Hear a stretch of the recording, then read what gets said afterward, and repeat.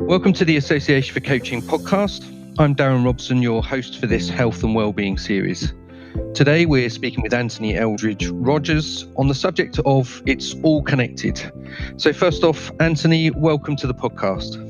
Thank you very much, Darren. Really a privilege to be here. I'm absolutely curious about the subject of It's All Connected, and we'll jump into that in a minute. But what would be really lovely is if you can just share a little bit about yourself, the work that you're doing, how you're involved in the world of coaching, and what the relationship is that you've got with the Association for Coaching. So let's start there. It'd be lovely for you to give a bit of context of who you are. This is always a $1 million question because I've had such a varied and interesting life. I never quite know where to start. So I'll start with what I'm doing now, and then I'll just give some sort of bit of a backtrack about my life. At the moment, I'm working essentially, put a sort of pompous title on it, human behavior change. But I'm really fascinated, and so I spend a lot of my time thinking about why are we the way we are, and how can we bring about becoming something different. And that sits at the heart of so many helping professions, and particularly coaching. So what I'm doing at the moment is I'm really focusing in on that from the perspective of where I've come from, which is probably what you might call problematic health and well-being historically, both personally and also in terms of my family of origin. So I'm working as a coach and a coach trainer and facilitator, and I also do talks and conferences and things. And what I'm really flying a flag for at the moment is this idea that we can be a lot more effective as fellow travelers with people in their lives, as coaches, than perhaps we settle for. And I've made it my area of interest to try to understand as much as I can how you really can help people change. So I'm doing that under a broad banner of being a recovery and wellness coach and coach trainer. And those titles are always a bit tricky because they come with baggage for people, but we can come back to that shortly. That's what I'm doing at the moment. I'm also got an arts project, which is really actually doing the same thing. It's just doing it through a different sets of doorways, working on the principle that not everybody responds in the same way to the same kinds of interventions and connections in this world. And a lot of people find artistic ways of exploring themselves and change to be just as compelling, or not even more so, than being coached. So that's what I'm doing at the moment. I've done a lot of things in my life. My wife on a bad day says, "You're a serial risk taker." I describe myself as, well, a serial risk taker, but I like to gather new things together. So I've had several careers in quite a few different businesses. I've been a social entrepreneur, if you like, pretty much all my life. I haven't had a job since I was 21. I've been working for myself ever since, and I've been through a lot of things. I spent 20 years in the media business, film, TV, as a producer, director, writer, making adverts. I got into marketing and advertising, used to represent BBC Worldwide in the African continent. Is one experience I had. I've been farming. I've been a fruit farmer. I've had a small boutique hotel. I've done lots of things. But the thread which has really run through all of my career has been this real fascination with what makes us tick and how people can recover from some of the experiences that they either have as young people, or indeed when they get into trouble with things like addiction, substance misuse, which I was very involved in for getting on 40 odd years now. I myself have been in recovery for 40 years. And yes, that means I haven't had a drink for 40 years, which even I find quite astonishing. But it's just a choice I made a long time ago, and it seems to have stuck. That's the broad stroke. I'm married. I've got 3 children. I was late to the father party, so I'm an older dad, but I have twin daughters and a son. And they haven't been to school for 9 years, which is another big story. They're self-directed learners. And my wife and I wrote a book about that as well. There's lots of moving parts in my world. Thanks for that, Anthony. It sounds fascinating and highly energizing and really creative. Where is that fascination for understanding what makes people tick and human behavior change? Where's that sort of really emanated from through your own experiences? I think it definitely comes from my childhood. I think that at some point when I was living with my family, so when I lived with my mum and dad for a while, up to the age of 8. And when I was 8, our family sort of blew up because of addiction. And the family never came back together again, in fact. So I then spent some time living with other family members, my grandparents, for 4 years. What I think I realized as a young boy, when I think it was an intuitive thing. I intuitively understood that the way that a lot of my family members were was not the norm, if that makes sense. So, and I used to particularly experience that when going around to other people's houses and meeting other friends' parents, and sort of being really amazed that the way they seemed to organize their lives and the way that the adults behaved was really quite different to what I was experiencing on the whole in my world.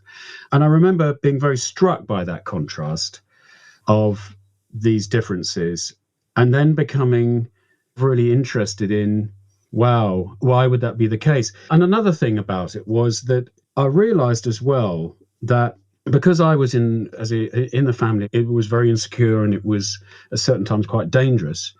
I quickly realized that to survive it, I was going to have to understand how people ticked. And I pretty soon realized that there were certain people in my family who, if you said X or Y, this happened. And if you said something else, this happened. And if you behaved like this. And so I very quickly figured out how, I suppose you could say, how to play them to protect myself. So and that was really the beginnings of this sort of psychology, really, of noticing people, being very observant. When you live in a heightened threat family psychologically, you become very quickly, as a child, you become very quickly alert to threat.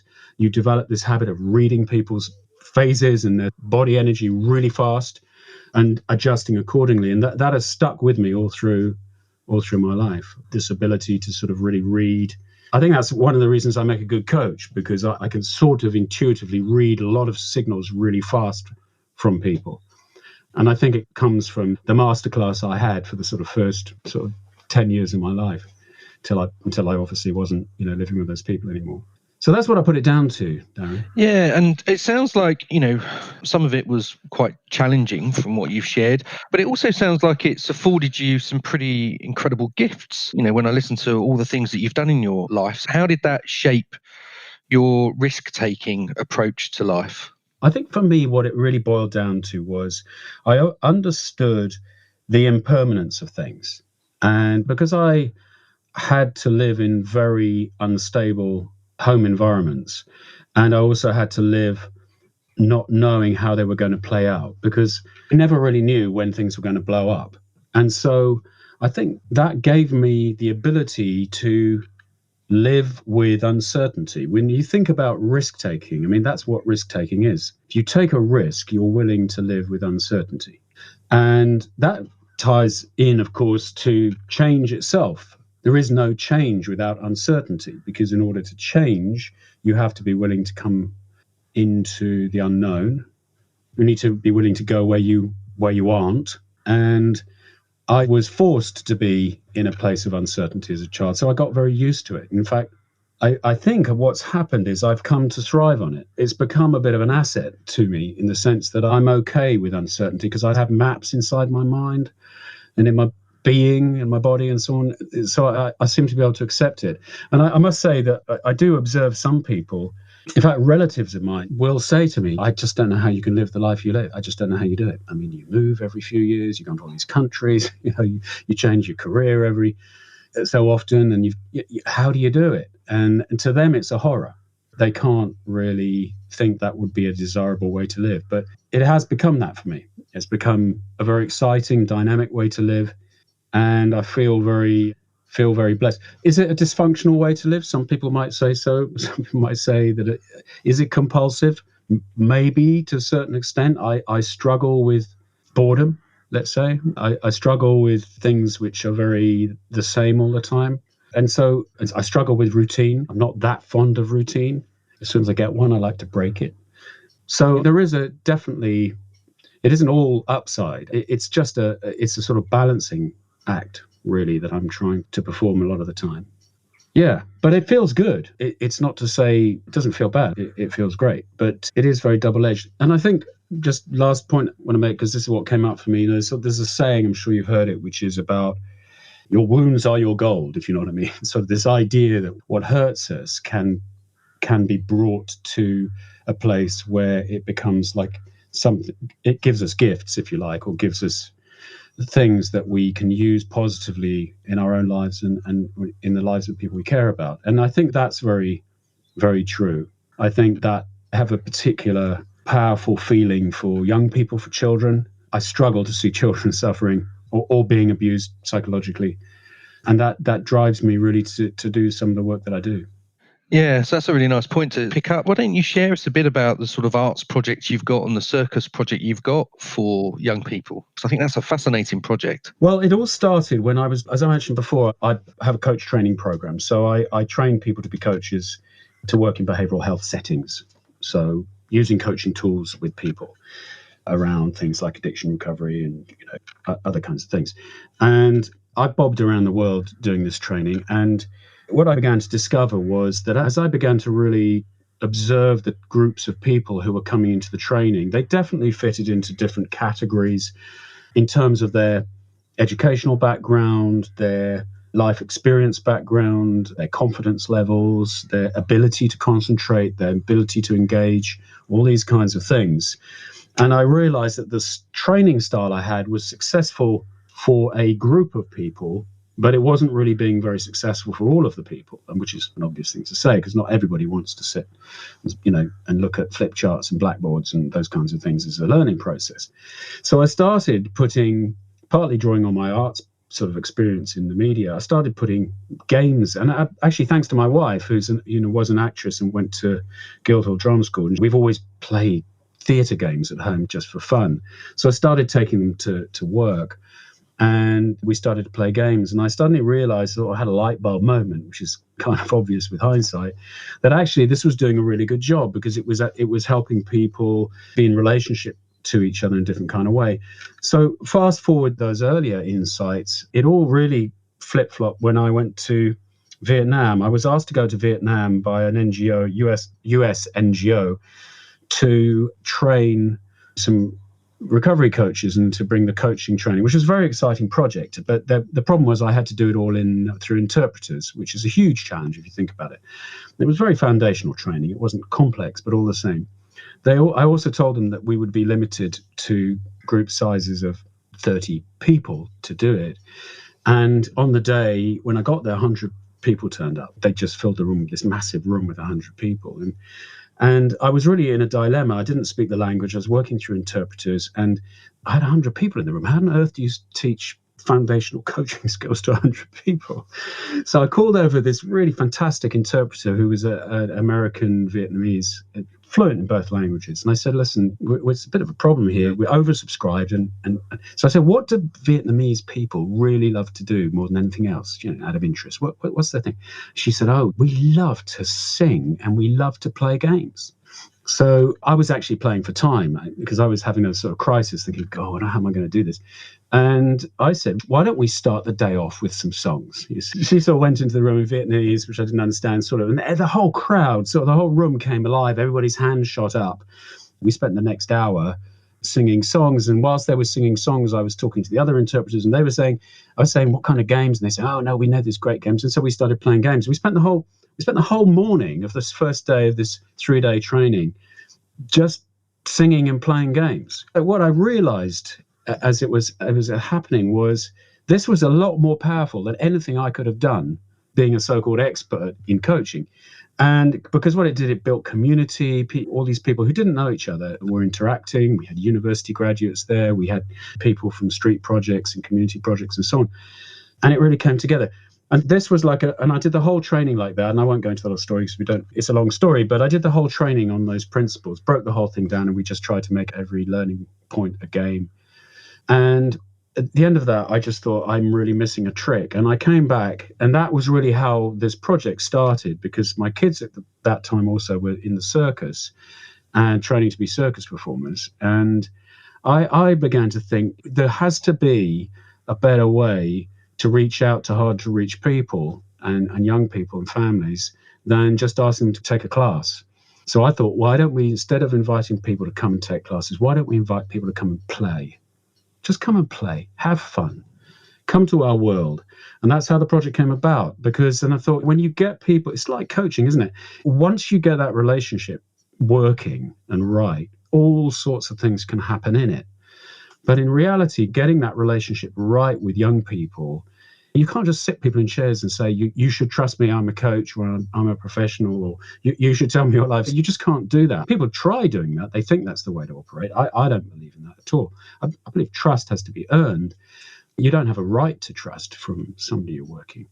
And what we try to do is create an environment. So what we have is a creative environment. So that's what you'd come along, you think this looks fun, but it's carefully choreographed to deliver certain, if you like, relational experiences for the people who come along. So all our volunteers and our coaches are trained in how to speak to people, which I know sounds really patronizing, but it's just that awareness of language to not tell people what to do, but actually ask them what they would like to do. We create self-navigating environments where people, instead of us saying, you will do this now and you will do that now, it's like people get to choose what they want to do, when they want to do it, how they want to, long they want to do it for. And it's just quite a very differently set up approach. But it's fantastically successful for us experientially and for the people who come. And people feel like they've found a family. They feel like something magical has happened. It's hard to put your finger on it, but it's really just what it is exactly. They just know that they're in a world where they're being treated differently to the world that they commonly experience. And that's particularly important for kids who are at school, who spend all their lives, being directed around the place and told, don't do this, don't do that, learn this, don't learn that, sit down, stand up, etc. And we try to create a contained world that allows them to experience another way of being. And that's really the idea behind it. So that's how that all came about. And it all came about because I couldn't speak Vietnamese, you could say. Fabulous. What's the sort of age range of people or walks of life? What walks of life do people come from that join you on this sort of experience? Yeah, any walk of life, anyone's welcome, because it doesn't, whether you're educated or not, or rich or not, it doesn't really mitigate against you if you're in one of those groups. But having our sort of focus for our project is young people and young families. It's not that we're not interested in older generations, and it's not that we're not interested in retired people. So it's not really about that. But I really feel that if we think about the future world that we've got to live in, the biggest challenge in terms of change and what's coming, I mean, God, look at the last year we've had. Do you know what I mean? Look, we've had the virus, then we've had political turmoil, we've got Brexit, we've got Trump.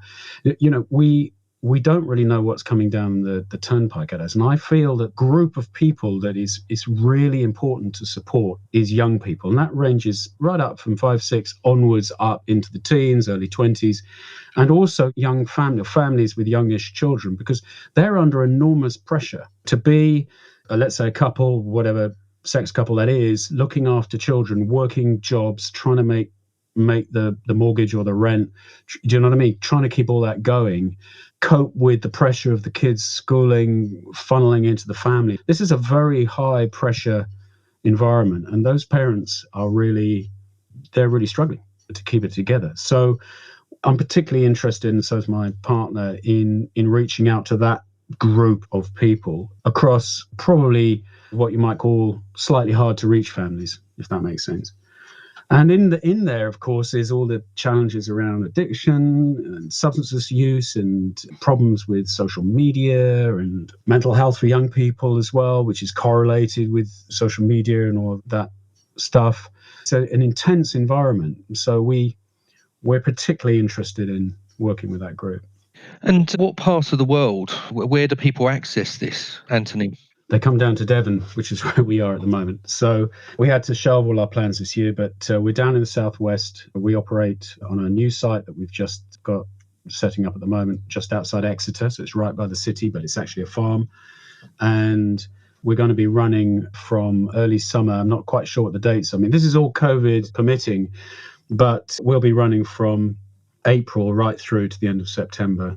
And what we're doing is we are, instead of trying to bring a lot of people together at one time, we're trying to bring small groups of people together frequently over a long period of time. We sort of have a policy of no more than we do shows and performances, so we're partnering up with some other arts organisations. We're going to be doing a lot of shows, some circus shows and theatre shows and so on, but for which we'll have a 200-seat venue. But the rest of the time, our numbers on site are limited because there is a kind of optimal scale around these kinds of things where you don't want too many people, and we have quite a high level of staff and volunteers. So we're just trying to balance it that way. So if people can't come on one particular event or weekend, then they can come on another, and that's the idea behind it. And for those people that are interested in finding out more about this, what's the website that they can access? It's called jumpfallfly.org. And that's jump as in jump, fall as in fall over, and fly as in I've got wings. Fabulous. No, thanks for that. And I'm sure some of our listeners are really going to be interested to explore that and to understand more about it. Let's just explore the initial area that we wanted to look at is it's all connected. What does that mean to you when you consider, you've talked about Brexit, you've talked about some of the political turmoil that we've faced. Obviously, we've got the natural challenges that we've got, around sustainability and things like that. So when you consider it's all connected, what does that mean for you? What I'm really trying to evoke is some thinking about how things which we have a tendency to place as separate in separate sort of pots aren't actually separated at all and aren't disconnected at all. What comes up for me is the real benefit that I personally derived when I understood that although the culture that I was living in and the society I was brought up in and the educational system that I experienced was telling me a story that everything wasn't all joined up, I observed that everything was. And I observed, going back to that dysfunctional family I mentioned, I observed that when one thing happened in our family, it affected everything else around it. And that kind of knock-on sort of idea presents us with the sort of proposal that everything is connected. And then, of course, as I got older, I began to see more clearly how people would say things like, in this environment, you don't talk about that part of your life. And in that environment, well, if you want to talk about that, you go over there and you just talk about that. And if you want to talk about this, you just stay here. And in this room, we only talk about that. And I accepted that until I realized that this fragmentation process and this constant trying to strip things off was actually a personal problem for me. Because what I was trying to do is I was trying to put myself into compartments. And I was also trying to sort of hide things which were difficult for myself. I was also trying to deny some of the problems I had. And that all culminated in, over a period of time, me realizing that I don't really know where it came from. And I'm sort of making up that in my memory, there was some moment when somebody said something to me and a light went off in my head. But I just had this sense at a certain point that if I was going to make a success of myself in terms of just becoming a functional human being, which I really wasn't, in my 20s, I was actually going to have to try to gather everything that I was up into one place and stop trying to keep everything in boxes. And that was my first sort of understanding of the interconnectedness of all things at an emotional, physical level. I'd understood it, I think, at an intellectual level, because you can read it. Everything's joined up. Yeah, that's so true. But actually, I wasn't living as if that was true, if that makes sense. I was living as if it was the other way about. And the kind of framing for that then made me really start to understand. The next time that really became like a very big piece was when I had children, when my kids were born. And they, as they grew up, got to a certain age, we put them in school. And it all really came rushing back to me, this kind of, because I could see that the schools that we were sending our kids to were trying to operate on this model as if everything wasn't connected. Do you know what I mean? Or that there weren't implications for what they were doing. And that led me along the way. And when I got into coaching and into the behavioral health thing, and I'd seen it so much in addiction recovery, which is where I'd been doing so much volunteering over the years, and where, of course, I then began coaching. I began to see exactly the same phenomena, that until people can inhabit the connectedness of themselves and the world that they're in, it seems to be that gets in the way of them actually fulfilling what they want to fulfill, which could be recovery or whatever the thing is. And there is, of course, this huge meta view, isn't it, about connectedness and globalization. And I read a very salutary fact, and I was listening to a podcast a few days ago, and they're talking about coronavirus, and they're talking about disruptions to food supply. And I'm not saying that the data was right, because I know we're all very sensitive about fake news, but these were quite respectable people talking very normally in a way I felt I trusted them. But they were saying, listen, estimates seem to be that between 25 and 50 million people are going to die of starvation due to the disruption of the food supply chains due to coronavirus. And I was really gobsmacked, because it was yet another sort of kind of implication that unintended unawareness of the connectedness of everything was leading calamity for large numbers of people in a way which I hadn't thought about. That just hadn't occurred to me. And I just sort of thought, there it is again, everything's joined up. So like the butterfly effect, Darren, you've heard of that kind of idea, that butterfly flaps its wings and regime change in China kind of thing. Yeah. So John Whitmore taught me a long time ago, and the team at the AC, about his views around sort of whole systems thinking. And, as I'm listening to you, quite a lot of what you're saying resonates to some of that thinking, really. So when you consider your own connectedness, because I think, as coaches, sometimes we forget we're on our own journey whilst we're out there looking to support lots of other people and systems, et cetera, et cetera. So how does connectedness frame itself within you? So how do you, as a coach and a coach trainer, use that? And then how do you train other people to consider that, so that they can then use it for their own self-benefit, but also so that it enhances or improves the way they live their lives, or the way they offer their coach service or training or whatever else they're doing in the world? In myself, you could say that it would be developing the ability, or not necessarily the ability, the appetite to become more aware of myself. And it's so through whatever practice can be chosen. In my case, I've been meditating for a long time, since my 20s, and different kinds of meditation, different kinds of practices and so on. And being able to bring my perception to the fact that I'm not an island in a sea of forces that is immune to those forces.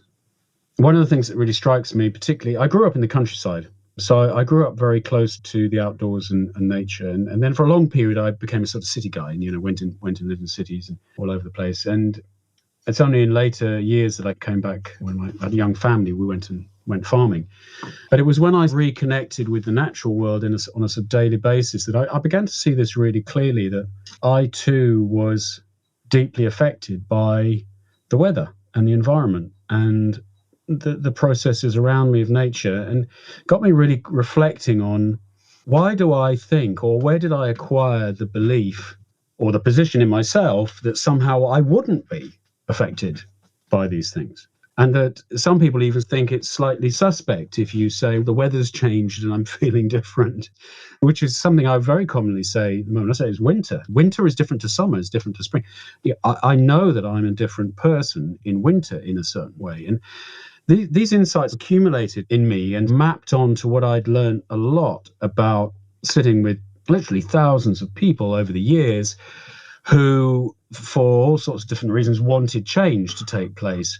And the insight that I had, which is not unique insight at all, was that we are creatures of our environment. How we are is shaped by where we are and the environment around us. And the next piece of insight I had in my coaching was I was saying, that of course. So when we think about a coaching relationship, is an environment.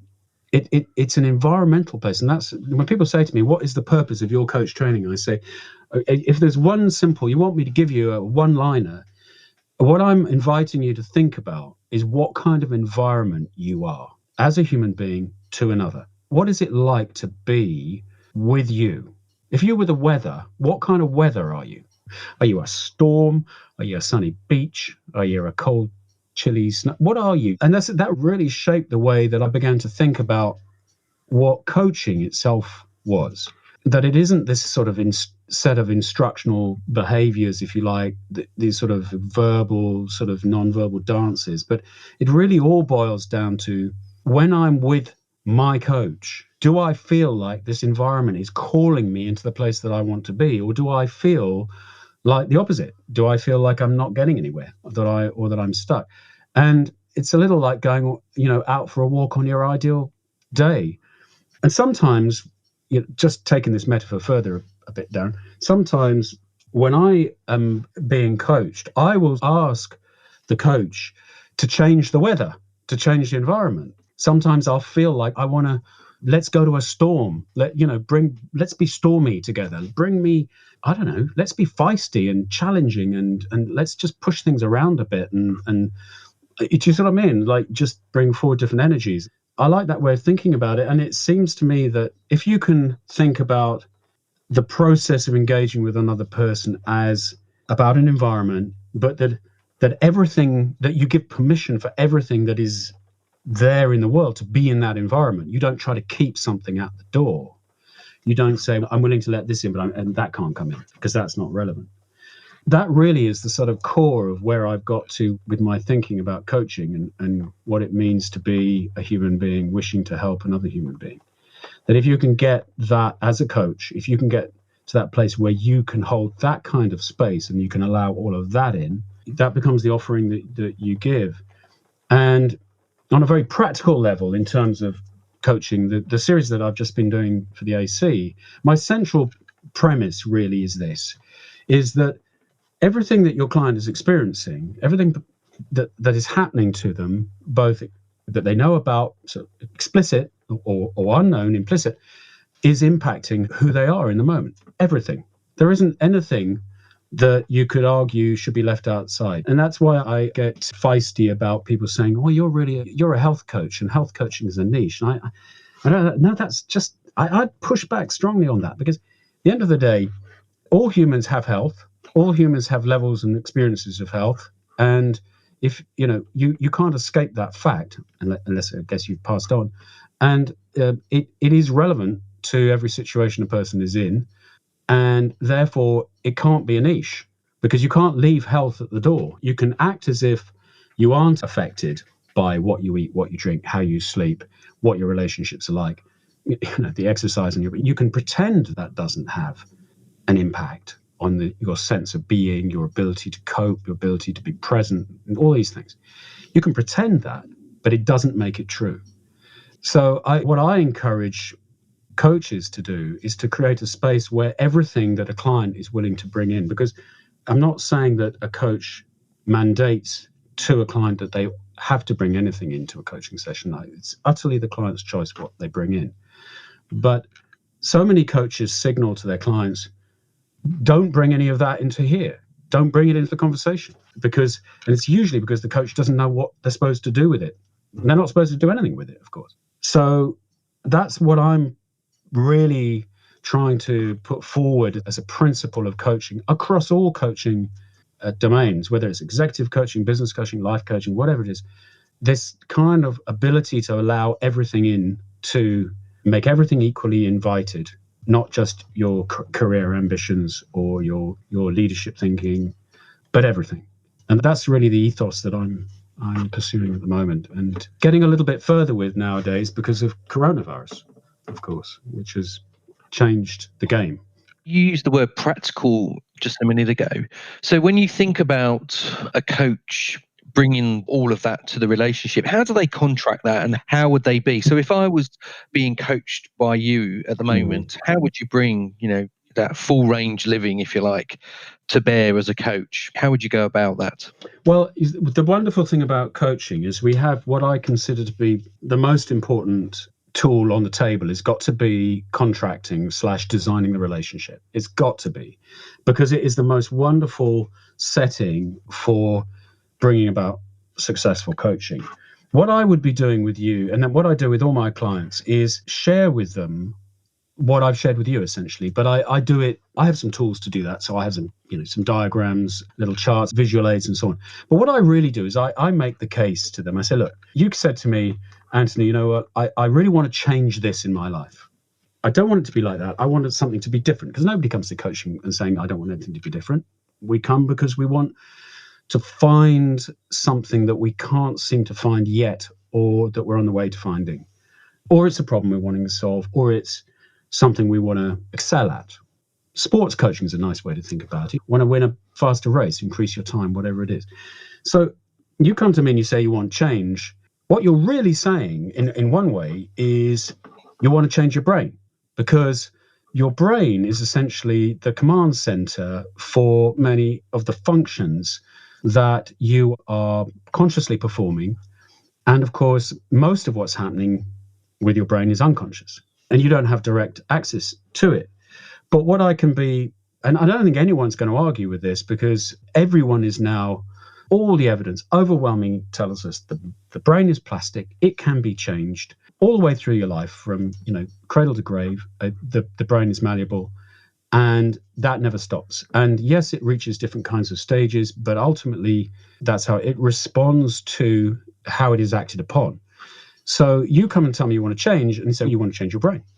That's part of this. You want to change the way that your mind/brain functions.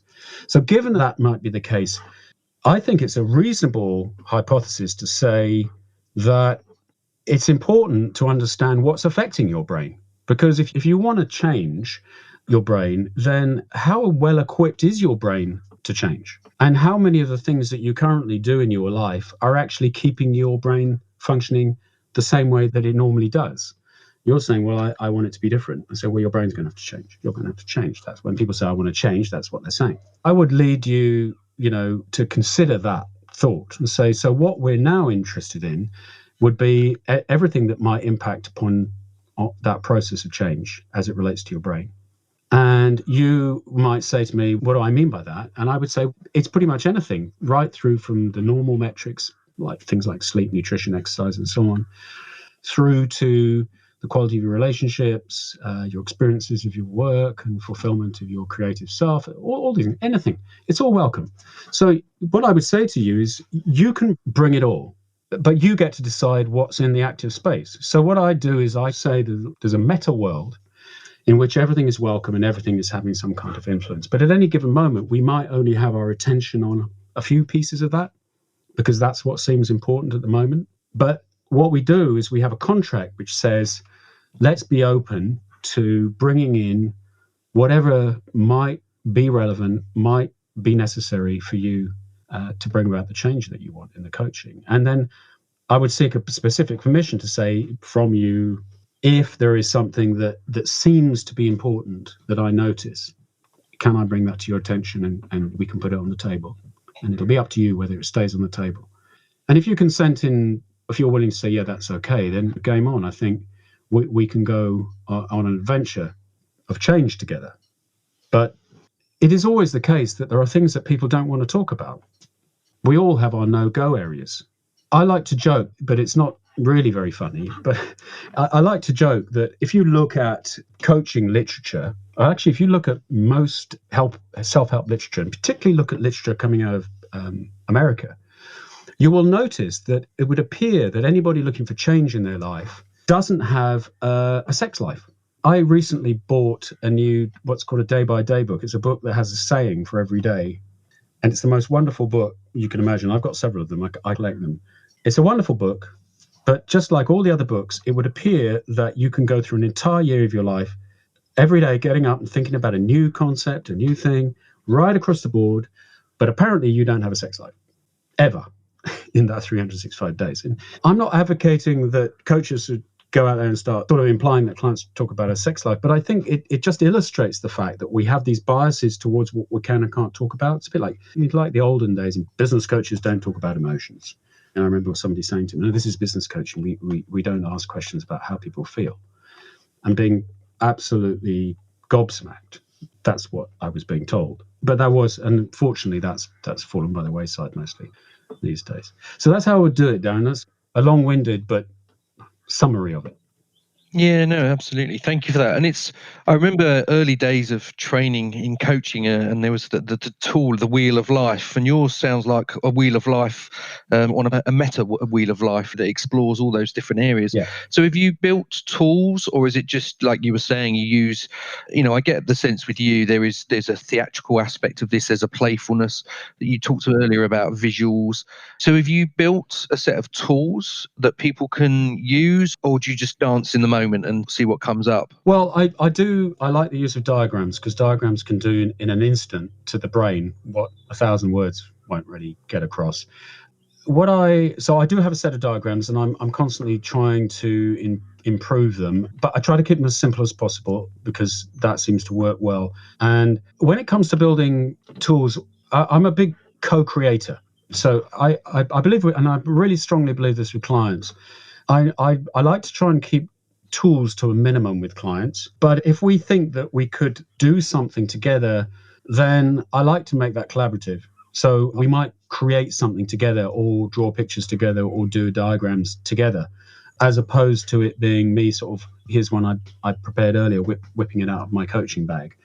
So I'm ambivalent. I'm very ambivalent about tools in some sort of way because at the end of the day, I don't think that whilst people do say to me after the AC course, and I've had people get in touch with me, coaches saying, "Oh, I tried using that tool and it worked really well," or "Oh, I was quite interested. This happened." And it's great that they're using the tools, but I think that there's a danger in thinking that the tool is the thing, if that makes sense. There is no tool that will replace the reality of presence in coaching and the reality of compassion and holding a space and the power of listening and the extraordinary experience of being with someone in a way that coaches can be. Those I see as really the ground which you can't replace, if that makes sense. And so I think tools also, my judgment, I shouldn't have a judgment about it, but I do. I sometimes think tools, we go for the refuge of tools because tools are nice and cognitive and it's safer ground than what more messy areas of human existence, which is paradoxical and contradictory and full of I don't know and I'm not sure and self-doubt and things like that, and yearning and all those things, which are harder to be with for people, I think, than the more sort of lefty brainy kind of things. So I'm experimenting in there somewhere. Yeah, no, I really get that. I really love the way you've expressed that sense of being with someone. You talked about compassion, presence, listening, being with. Yeah, and I love that phrase, the ground you can't replace. A bit like Jerry's final thoughts. If there were, some Anthony's final thoughts that you wanted to share with the sort of AC community or any coach that wants to go on this sort of exploration and journey, where can they find out more about you? And what's your sort of final summary or thought? I've got a website. It's called frcint.net, and you can catch up on the work there that I'm doing. That's where the recovery and wellness stuff is. I actually think I've never been more excited than I am at the moment for the potential for coaching. I think that coaching, like a lot of other professions, stands at a pivotal point due to what's going on around us in society. I very nearly became an addictions counselor, very, very nearly. And every time I went to sign on the dotted line I was going to become a psychotherapist, I kept on shying away. Just something in me is going, I think I'm missing something. And then I stumbled across coaching quite a while back. And as soon as I started to dig into coaching, I realized that coaching was offering something that the kind of so-called medical model, psychotherapeutic environment wasn't. And I was very excited then, and I'm very excited now, because I think that if coaching doesn't disappear down too far down the sort of academic structured psychology road, the reality of it is that what the world really needs is communities and people and so on, needs the healing power of coaching at its best, standing on those things that we talked about, and which coaching delivers so incredibly well for people. So I'm in a really good, excited place about what is possible. What I would say to coaches is, and which is what I say to all people who say to me, how can I build a career, build a great client group. And I would say you need to become a great coach. Just become a great coach. Now, how do I become a great coach? People, reflective practice, partner up with people, get feedback, open your heart, love your clients. You don't have to like your clients, but I do suggest you love them, right? They're human beings trying to make sense of the world. That is what makes successful coaching. When people start saying, you need to go and work with this coach, I've been coached with this guy or this woman, just go and hang out with him.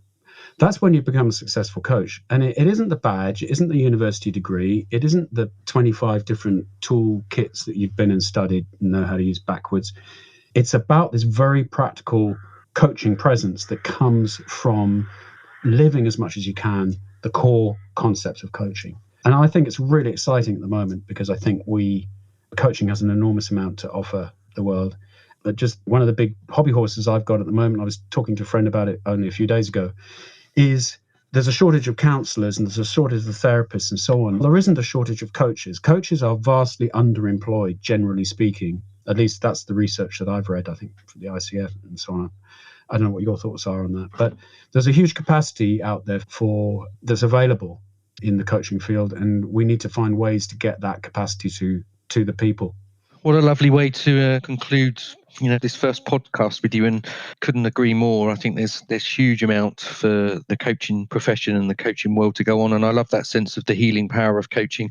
And I think there is huge capacity. I think there's lots of people entering into this space, and I think what's really exciting about that is seeing how they're using their creative and imaginative talents to use coaching in different forms and different guises across all different spectres of the world. I've loved listening to your life story and hearing about some of the great work that you're doing, and also some of the concepts and the sort of philosophy that has shaped your life, and also the way that you've been a father, a parent, a husband, a coach, and all the other career identities that you've had. It's been really wonderful getting to know you and to listen to your story. So I just want to say thank you for being so honest and open and sharing your authentic voice here today. It's been lovely to really listen to your story.